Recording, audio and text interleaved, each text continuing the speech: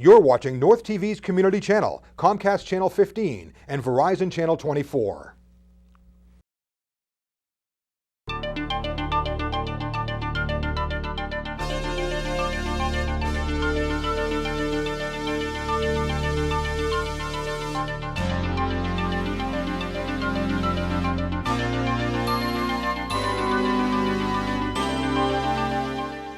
Welcome to North Attleboro this week as we recap town news for the week of August 7th through August 14th.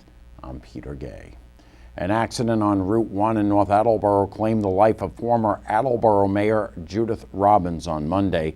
Witnesses told police the car Robbins was driving rear-ended a Gatra bus that had stopped in the right southbound lane after dropping off a passenger near the Pineapple Inn. 4 passengers on the bus suffered injuries and were transported by ambulances to Sturdy Memorial Hospital in Attleboro. North Attleboro Fire Chief Ted Joubert told the Sun Chronicle that Robbins might have suffered a medical event before the crash because there were no skid marks indicating an attempt to stop her car. Robbins had stepped in as North Attleboro's acting town administrator in 2006 to fill a vacancy at the time. Those of us who worked at Attleboro's Inland Cable knew Robbins well and had conducted many interviews with her when she was mayor. Megan Miller also interviewed her, but the circumstances were different. I do know one fact about that interview, and that is, Megan, you were much younger. I was a lot younger, Peter. It was about 23 years younger. So I was actually in 4th grade. It was 1992 of February. I got the idea for some reason to call the mayor and do an interview with her. And I remember being so nervous, and I went home and I said, Mom, I'm gonna call the mayor. And I said, can you do it? And my mom said, no, I really think it would be much better if you called her.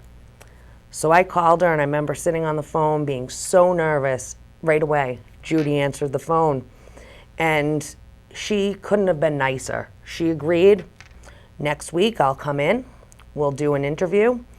And she came in, she did the interview, and I actually have clips from the interview 23 years ago, and here are some clips of Mayor Robbins and my interview with her. Because everybody lives in a city or a town, and it's very interesting to get involved with your own community. And my job as mayor is sort of the last step for me. I started out as a member of the planning board. I was appointed onto the planning board, and then I was elected to the city council. And it's very, very interesting to be a part of your city government, and you really feel like you're making a contribution to your community because you're making decisions that really matter and decisions that will affect what's going on for years to come. And so you're doing something that's real and that's important. Why did you choose this job? I think this job chose me. I think that all the things that I started out doing and working for the city and getting to like it more, and then deciding to go back to college and learn how to be a public administrator, and then getting the jobs that I got, were all preparation. And when I decided that I had been on the council long enough and left the city council and started trying to decide what I would do next, some of my friends came to me and said, everything that you've done so far is good preparation for being mayor, and we think you should run for mayor. And I didn't plan 20 years ago to run for mayor. I just started doing things for the city that were interesting to me. So I guess maybe the job chose me. Do you plan to run next year? Not yet, next year. You've just proven that you are a good reporter, because that's the kind of thing they always ask. Those hard questions. I don't know yet. I like being mayor. It's a very hard job. It takes a lot of time.